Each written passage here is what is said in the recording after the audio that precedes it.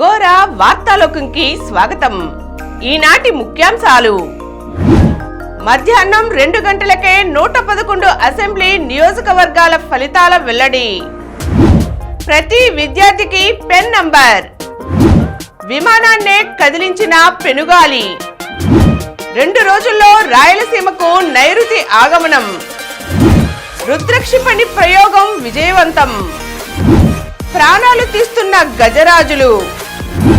కోనసీమ పనసకు భలే గిరాకీ.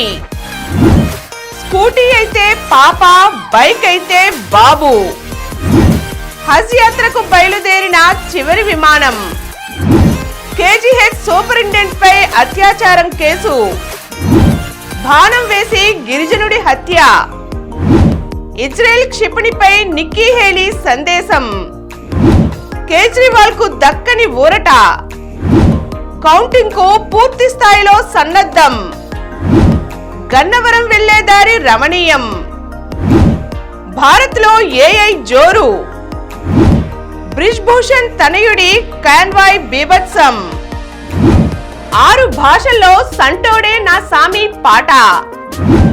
నా ఆలోచనే మారింది కాజల్.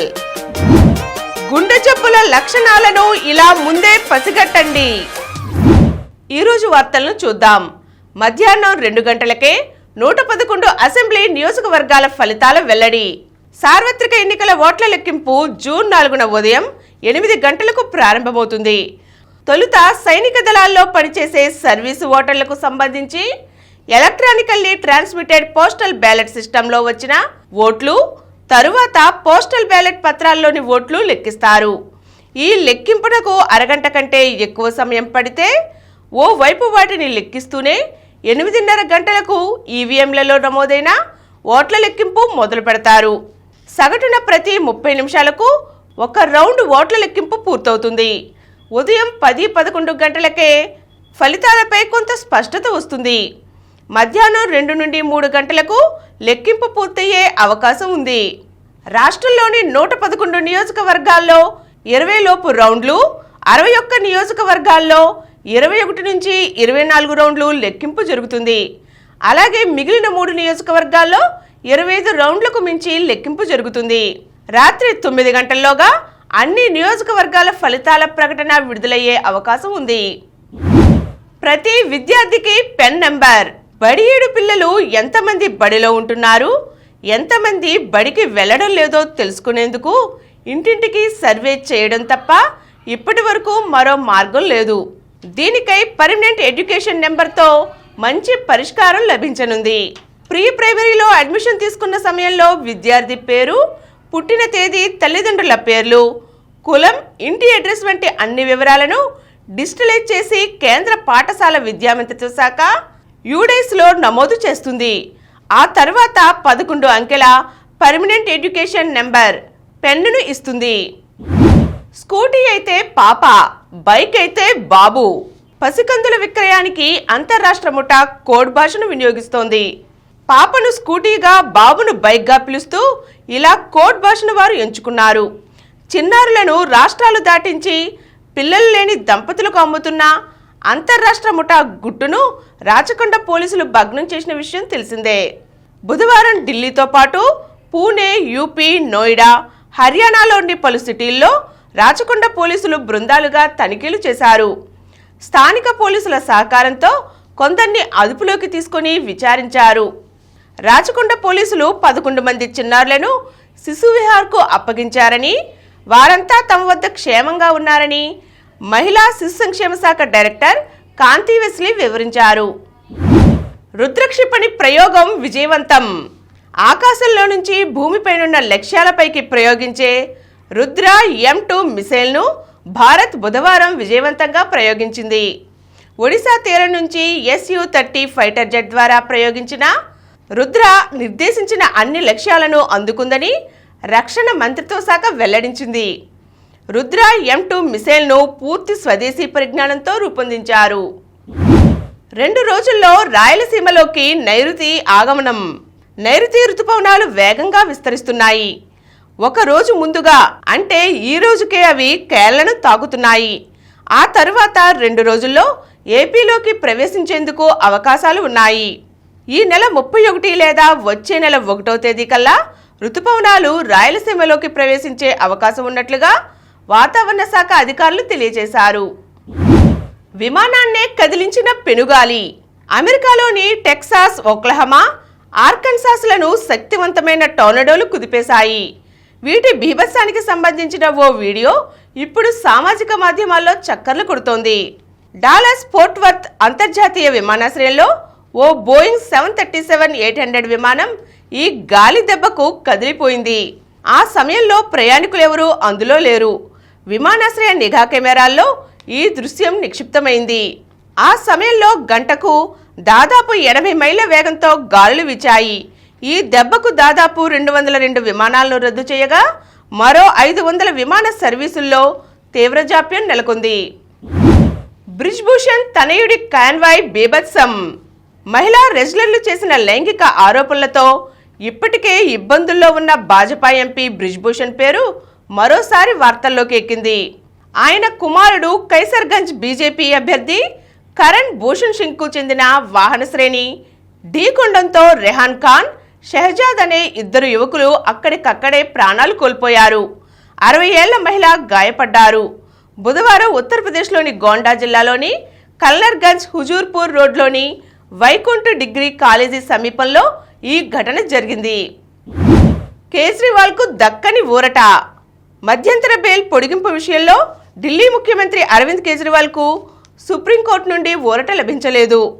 ఢిల్లీ మద్యం కుంభకోణం కేసులో మధ్యంతర బెయిల్ను 7 రోజులు పొడిగించాలంటూ కేజ్రీవాల్ సుప్రీంకోర్టును ఆశ్రయించారు. అయితే రెగ్యులర్ బెయిల్ కోసం ట్రయల్ కోర్టుకు వెళ్లే స్వేచ్ఛను కేజ్రీవాల్కి ఇచ్చిన నేపథ్యంలో బెయిల్ పొడిగింపు పిటిషన్ మెయింటైనబుల్ కాదని సుప్రీంకోర్టు పేర్కొంది. దీంతో పాటు తన అరెస్టును సవాల్ చేస్తూ కేజ్రీవాల్ దాఖలు చేసిన పిటిషన్పై తీర్పు కూడా రిజర్వులో ఉందని, అందువల్ల తాజా పిటిషన్ ప్రధాన పిటిషన్కు సంబంధం ఉండదని తెలిపింది. ఈ మేరకు కేజ్రీవాల్ పిటిషన్ను వెకేషన్ బెంచ్ ముందు జాబితా చేయడానికి సుప్రీంకోర్టు రిజిస్ట్రీ అనుమతించలేదు. కోనసీమ పనసకు భలే గిరాకీ. చూడగానే నోరూరించే పనస పంటకు కోనసీమ కేర్ ఆఫ్ అడ్రస్గా మారింది.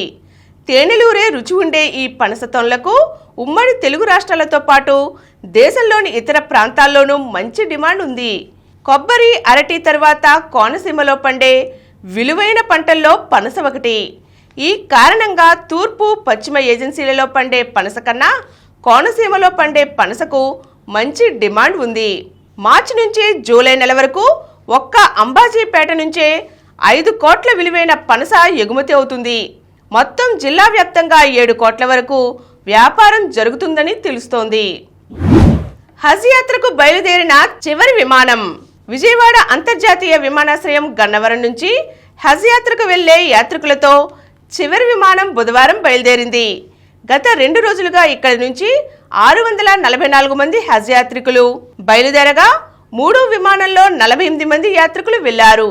తొలుత వీరందరూ ఉదయం 7 గంటలకు ఎయిర్పోర్ట్ సమీపంలోని ఈద్గా జమా మసీద్ వద్ద ఏర్పాటు చేసిన క్యాంప్ నుంచి ఆర్టీసీ బస్సుల్లో అంతర్జాతీయ టెర్మినల్కు చేరుకున్నారు.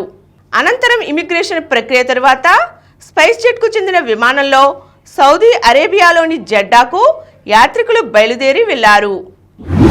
కేజీహెచ్ సూపరింటెండెంట్పై అత్యాచారం కేసు. గిరిజన మహిళ ఫిర్యాదు మేరకు విశాఖ కింగ్ జార్జ్ ఆసుపత్రి పర్యవేక్షక వైద్యాధికారి డాక్టర్ పి అశోక్ కుమార్పై లైంగిక వేధింపులు, ఎస్సీ ఎస్టీ అట్రాసిటీ కేసులు నమోదయ్యాయి. మంగళవారం ఉదయం నుంచి విశాఖ 1వ పట్టణ పోలీసులు చుట్టూ తిరిగితే రాత్రి 11 గంటలకు కేసు నమోదు చేశారని బాధితురాలు ఆవేదన చెందారు. గత నెల వరకు కేజీహెచ్లో నర్సింగ్ విభాగంలో పనిచేసినట్లుగా ఆమె ఫిర్యాదులో పేర్కొన్నారు. కోవిడ్ నోడల్ ఆఫీసర్గా అశోక్ కుమార్ పనిచేసినప్పటి నుంచి నన్ను ఇబ్బందులకు గురి చేసేవారు, లైంగికంగా వేధించేవారు, నా పదోన్నతికి అవసరమైన పత్రాలను ఇవ్వకుండా జాప్యం చేశారని ఆమె ఫిర్యాదులో పేర్కొన్నారు. బాణం వేసి గిరిజనుడి హత్య. బాణం వేసి ఓ గిరిజనుడిని హతమార్చిన ఘటన అల్లూరి సీతారామరాజు జిల్లా చింతపల్లి రూరల్ మండలంలోని బెన్నవరం పంచాయతీ పెడకొండలో బుధవారం నాడు జరిగింది. పెడకొండకు చెందిన వంతల సోనియా గ్రామంలో ఉపాధి హామీ పనులు చేస్తుండగా అదే గ్రామానికి చెందిన కాకూరి బాబ్జీ అనే యువకుడు బాణాలతో దాడి చేశాడు. ఒక బాణం నేరుగా సోనియా గుండెపై బలంగా గుచ్చుకోవడంతో అతను అక్కడికక్కడే ప్రాణాలు కోల్పోయాడు.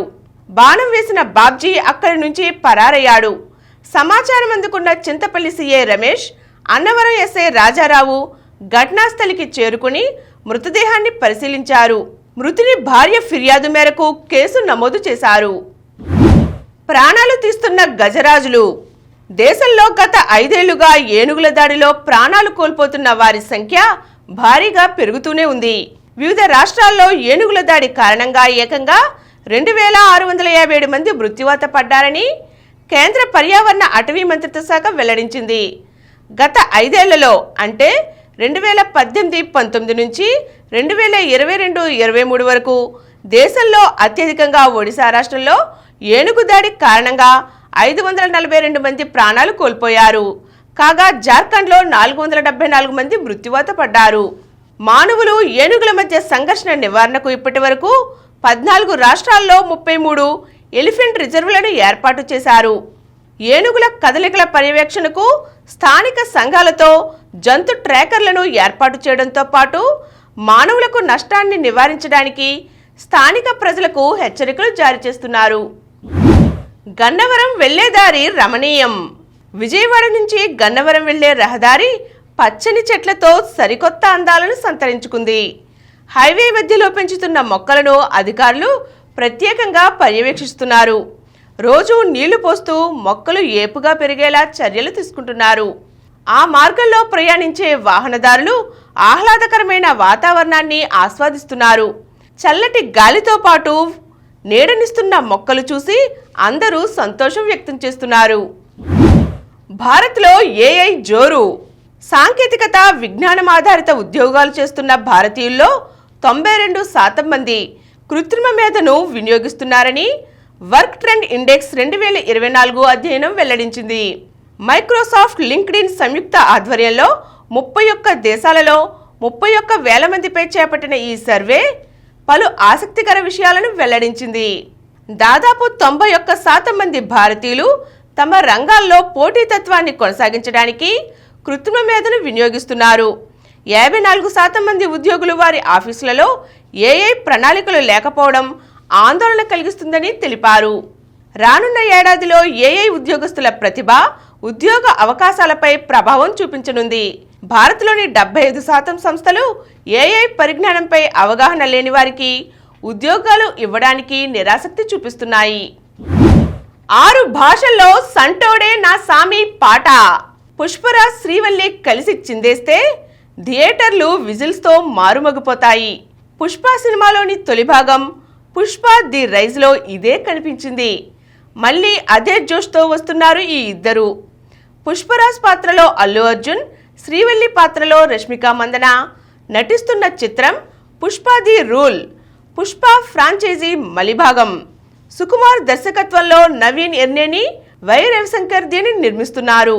ఈ సినిమా నుంచి సూసేకి అగ్గిరవ్వ మాదిరి ఉంటాడే నా సామి అనే పాట లిరికల్ వీడియోను బుధవారం విడుదల చేశారు. తెలుగు, తమిళ, హిందీ, కన్నడ, మలయాళ, బెంగాలీ భాషల్లో ఈ పాటను విడుదల చేశారు. వీడు మొరటోడు అని వాళ్ళు వీళ్ళు ఎన్నెన్ని అన్నా పసిపిల్లవాడు నా వాడు అంటూ మొదలయ్యే ఈ పాటను దేవి శ్రీప్రసాద్ స్వరపరిచారు. చంద్రబోస్ సాహిత్యం అందించగా శ్రియా ఘోషల్ పాడారు. నా ఆలోచన మారింది కాజల్.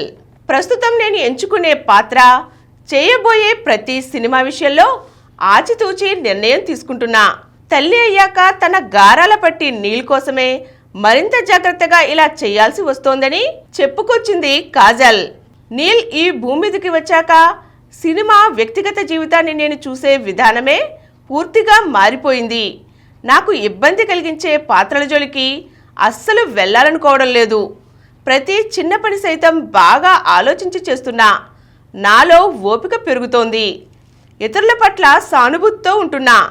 ఏదైనా చిన్న నిర్ణయం తీసుకుంటున్నా అది నా కుటుంబంపై ఏమైనా ప్రభావం చూపిస్తుందా అని ఆలోచిస్తున్నా అంటూ తన అంతరంగాన్ని వివరించింది చందమామ కాజల్.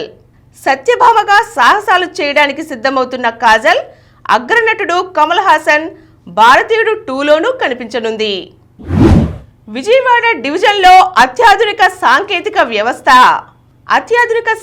వ్యవస్థను అందిపుచ్చుకోవడంలో విజయవాడ రైల్వే డివిజన్ ముందంజలో ఉంది. ఫలితంగా వేగం పెరగడంతో పాటు ప్రయాణ సమయం తగ్గుతోంది. గతంలో డివిజన్ పరిధిలో ఎక్కడైనా సాంకేతిక లోపం తలెత్తితే సమాచారం తెలిసేందుకు గంటల సమయం పట్టేది. ప్రస్తుతం అన్ని విభాగాల్లోనూ అత్యాధునిక సాంకేతిక పరిజ్ఞానం అందుబాటులోకి రావడంతో సమాచారం నిమిషాల వ్యవధిలోనే తెలిసిపోతోంది. దీంతో సమాచారం అందిన వెంటనే నష్ట నివారణ చర్యలు వేగవంతం చేయడంతో పాటు తీవ్రతను గణనీయంగా తగ్గించే అవకాశం ఉంటోంది. ప్రయాణికుల భద్రతను దృష్టిలో పెట్టుకుని డివిజన్ పరిధిలో మాన్యువల్గా ఉన్న వ్యవస్థను పూర్తి ఆటోమేటిక్గా తీర్చిదిద్దారు. రైలు పట్టాల క్రాసింగ్లోనూ పెను మార్పులు వచ్చాయి. దీంతో రైళ్ల రాకపోకలకు ఎలాంటి ఆటంకం కలగకుండా నిర్ణీత సమయంలోనే ప్రయాణికులు గమ్యస్థానాలకు చేరుతున్నారు. ఇజ్రాయెల్ క్షిపణిపై నిక్కీ హేలీ సందేశం. అమాయక పాలస్తీనియన్లపై విచక్షణారహితంగా విరుచుకుపడుతున్న ఇజ్రాయెల్ సైన్యానికి అమెరికా నేతలు పూర్తి సహకారం అందిస్తున్నారని తెలిపే ఫోటో ఒకటి బహిర్గతమైంది. శాంతి కాముక ఐక్యరాజ్య సమితిలో అమెరికా రాయబారిగా సేవలందించిన రిపబ్లికన్ పార్టీ నాయకురాలు నిక్కీ హేలీ హమాస్పై ఇజ్రాయెల్ దాడికి పూర్తి మద్దతు పలుకుతూ ఒక మిసైల్పై తన సందేశం రాశారు. ఇజ్రాయెల్లో పర్యటిస్తున్న సౌత్ కరోలినా మాజీ గవర్నర్ నిక్కీ హేలీ లెబనాన్ సరిహద్దు వెంట ఇజ్రాయెల్ స్థావరాలకు వెళ్లారు. గాజా స్ట్రిప్పై గగనతల దాడికి సిద్ధంగా ఉన్న ఒక క్షిపణిపై వాళ్లను చంపేయండి, అమెరికా ఎల్లప్పుడూ ఇజ్రాయెల్కు తోడుగా ఉంటుందని రాసి సంతకం చేశారు. శాంతియుతంగా పాలిస్తానంటూ కబుర్లు చెప్పిన ఆమె యుద్ధ జ్వాలలు రగిలించేలా ఇలా చేయడమేమిటి అంటూ నెటిజన్లు నిక్కీ హేలీపై విమర్శలు గుప్పిస్తున్నారు. కౌంటింగ్కు పూర్తి స్థాయిలో సన్నద్ధం. జిల్లాలోని విజయవాడ పార్లమెంట్ 7 అసెంబ్లీ నియోజకవర్గాల ఓట్ల లెక్కింపును జూన్ 4న ప్రశాంత వాతావరణంలో విజయవంతంగా నిర్వహించేందుకు పూర్తి స్థాయిలో సన్నద్ధంగా ఉన్నట్లుగా జిల్లా ఎన్నికల అధికారి కలెక్టర్ ఎస్ దిల్లీరావు తెలియజేశారు. న్యూఢిల్లీ నుంచి బుధవారం సాధారణ ఎన్నికలు 2024 కౌంటింగ్ సన్నద్ధతపై రాష్ట్రంలోని అన్ని జిల్లాల ఎన్నికల అధికారులు, నియోజకవర్గాల ఆర్వోలు, పోలీసు అధికారులతో సమావేశం నిర్వహించారు. శాంతియుత వాతావరణంలో కౌంటింగ్ జరిగేలా భద్రతా బందోబస్తు ఏర్పాట్లు చేస్తున్నట్లుగా ఆయన తెలియజేశారు. ఓట్ల లెక్కింపునకు ఒక్కో నియోజకవర్గానికి 14 టేబుళ్ల చొప్పున మొత్తం 98 టేబుళ్లు ఏర్పాటు చేశామన్నారు. పోస్టల్ బ్యాలెట్ ఓట్ల లెక్కింపునకు ప్రత్యేకంగా ఏర్పాట్లు చేసినట్లు వెల్లడించారు. గుండె జబ్బుల లక్షణాలను ఇలా ముందే పసిగట్టండి. హార్ట్ ప్రాబ్లం, మారిన జీవనశైలి, ఆహారపు అలవాట్లు, ఒత్తిడితో కూడిన జీవనం వెరసి గుండె జబ్బులు ఏటా పెరుగుతున్నాయి. వయసుతో సంబంధం లేకుండా చిన్నపిల్లలు సైతం గుండెపోటుతో మరణిస్తున్నారు. దేశంలో ఏటా సంభవిస్తున్న మొత్తం మరణాల్లో 27% గుండె జబ్బుల వల్లనేనని తేలింది. దీనితో గుండె ఘోషను ముందే పసిగట్టాలని వైద్యులు హెచ్చరిస్తున్నారు. ఛాతీలో నొప్పి, అసౌకర్యం, శ్వాస పీల్చుకోవడంలో ఇబ్బంది ఎదురైతే తాత్సారం చేయవద్దని హెచ్చరిస్తున్నారు. ఈ సమస్యలు ఉన్నవారంతా గుండె జబ్బులేనని నిర్ధారణకు రాకుండా అవసరమైన పరీక్షలు చేయించుకోవాలని సూచిస్తున్నారు. గతంలో గుండె జబ్బులు వయసు పైబడిన వారికి లేదా వంశపారంపర్యంగా మాత్రమే వచ్చేవి. ప్రస్తుతం అన్ని రకాల వయసు వారిలోనూ ఇవి కనిపిస్తున్నాయి. ఇందుకు ప్రధాన కారణం మారిన జీవనశైలే. అధిక మొత్తంలో ఆహారం తీసుకోవడం, అధిక ఒత్తిడికి లోనవడం, శారీరక శ్రమ లేకుండా జీవించడం వంటి విధానాలను వీడాలి. రోజుకు కనీసం 30 నిమిషాల వాకింగ్, జాగింగ్, స్విమ్మింగ్ వంటివి చేయాలి. ఆకుకూరలు, చిరుధాన్యాలు, తాజా పళ్ళు, కూరగాయలు, గుండె ఆరోగ్యాన్ని పెంచే ఆహారాన్ని తీసుకోవాలి. రెడ్ మీట్ తినడం తగ్గించాలి. జంక్ ఫుడ్స్కు దూరంగా ఉండాలి. ధూమపానం, మద్యపానం మానేయాలి. శరీర బరువు పెరగకుండా జాగ్రత్తలు పాటించాలి. మానసిక ఒత్తిడి తగ్గించేందుకు యోగా, ధ్యానం చేయాలి. 40 ఏళ్లు దాటిన వారు, రిస్క్ ఫ్యాక్టర్స్ ఉన్నవారు తరచూ జనరల్ చెకప్ చేయించుకోవాలి. ఇప్పుడు కొన్ని సంక్షిప్త వార్తలను చూద్దాం. చెట్టును ఢీకొన్న ఆర్టీసీ బస్సు, 51 మంది ప్రయాణికులు సురక్షితమే. కృష్ణా జిల్లా బంటుమిల్లి మండలం మంజులూరు వద్ద ఆర్టీసీ బస్సుకు పెను ప్రమాదం తప్పింది. పశ్చిమ గోదావరి జిల్లా నరసాపురం డిపోకు చెందిన బస్సు బుధవారం మచిలీపట్నం బయలుదేరింది. అయితే మలుపు వద్ద అదుపు తప్పి పక్కనే ఉన్న కొబ్బరి చెట్టును వేగంగా ఢీకొట్టి పంట కాలువలో దిగబడింది. ఆ సమయంలో బస్సులో ఉన్న ప్రయాణికులు సురక్షితంగానే ఉన్నారు. అందరూ స్వల్ప గాయాలతో బయటపడ్డారు. నేను నా ఇంటికి వెళ్తా.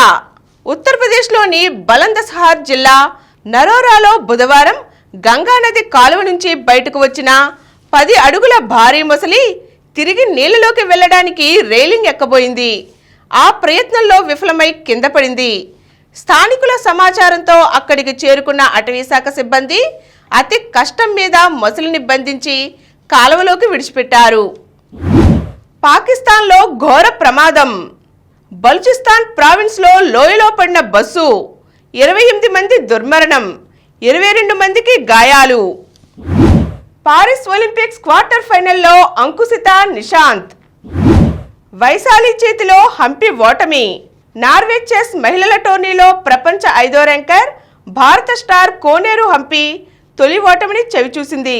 భారత్కే చెందిన గ్రాండ్ మాస్టర్ వైశాలితో జరిగిన 2వ రౌండ్ క్లాసికల్ గేమ్లో హంపి 44 ఎత్తుల్లో ఓడిపోయింది. తొలి రౌండ్లోనే ఓడిన శ్రీకాంత్ లక్ష్యసేన్. ప్రీ క్వార్టర్స్లో గాయత్రి ట్రెసా జోడీ ముందంజ.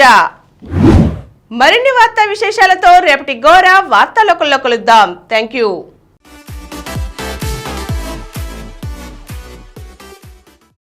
ప్రతిరోజు వార్తా విశేషాల కోసం అనతి కాలంలోనే 20 కోట్ల వ్యూస్ సాధించిన డాక్టర్ సమరం మల్టీ ఛానల్ నెట్వర్క్ సమర్పించు గోరా వార్తాలోకంకు సబ్స్క్రైబ్ చేయండి, లైక్ చేయండి, మీ ఫ్రెండ్స్కి షేర్ చేయండి.